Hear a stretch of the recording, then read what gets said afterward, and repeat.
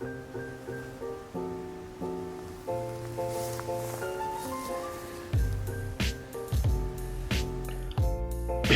halo semuanya dan selamat datang kembali di tanya seputar hukum ya.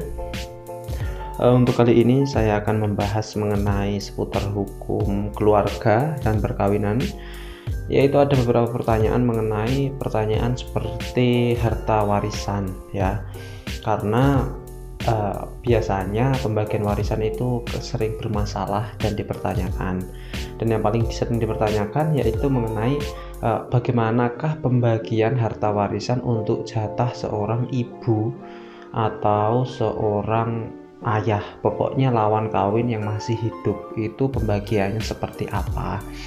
Dan untuk pembahasan kali ini kita pakai hukum perdata atau BW aja ya, itu kan paling mudah karena pembagian harta warisan itu hanya dibagi secara rata saja, intinya seperti itu. Tetapi kadang para ahli waris itu tidak sepakat dengan model pembagian seperti itu. Karena kenapa? Karena di dalam aturan itu seorang lawan kawin itu harus membagi dulu harta gondok ini, baru harta warisan itu dibagi ke anak-anaknya. Oke, jadi paling sering terjadi konflik itu biasanya ketika seorang ayah meninggal. Misalnya ketika seorang ayah itu meninggal, seorang suami itu meninggal, maka dia akan meninggalkan istri dan anaknya. Misalnya anaknya ada 3, maka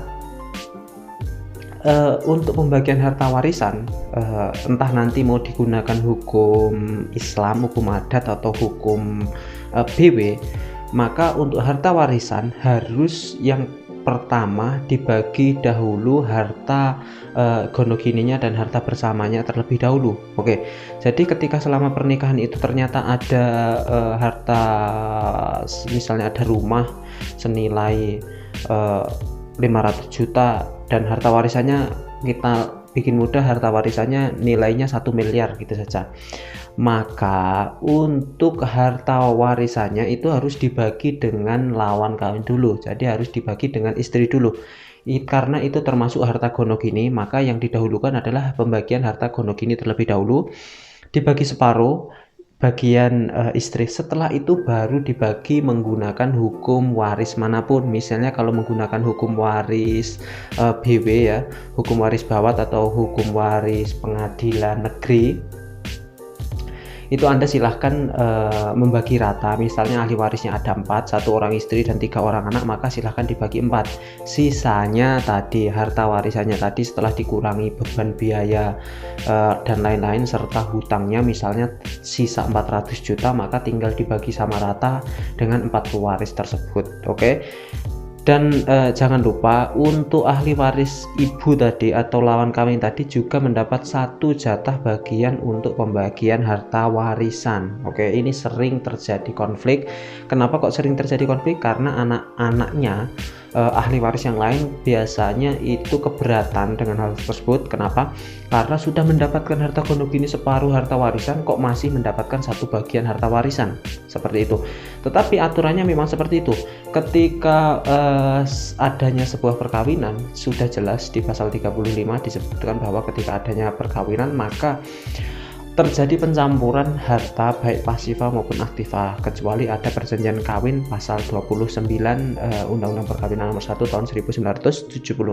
Di situ sudah dijelaskan seperti itu. Ketika memang tidak ada lagi perjanjian kawin, misalnya pemisahan harta atau pemisahan hutang dan lain sebagainya, maka harta menjadi milik bersama, kecuali harta bawaan dan harta warisan, harta hibah itu tetap milik sendiri. Tapi ketika diperoleh selama masa perkawinan itu menjadi harta gonogini, maka ketika salah satu meninggal maka harus dibagi harta gonogininya terlebih dahulu. Setelah itu jumlah harta warisan baru dibagi dengan harta sejumlah ahli warisnya ada berapa. Intinya mau menggunakan hukum Islam, hukum barat, atau hukum apapun sebetulnya nggak apa-apa, tetapi yang didahulukan adalah pembagian harta gonogini terlebih dahulu, baru dibagi harta waris, dan juga lawan kawin juga mendapatkan 1 bagian seperti itu. Dan sebenarnya fleksibel aja, yang penting semuanya sepakat, entah pembagian seperti apapun tapi semuanya sepakat. Intinya seperti itu sih di hukum waris. Dan seperti biasa semoga bermanfaat dan terima kasih.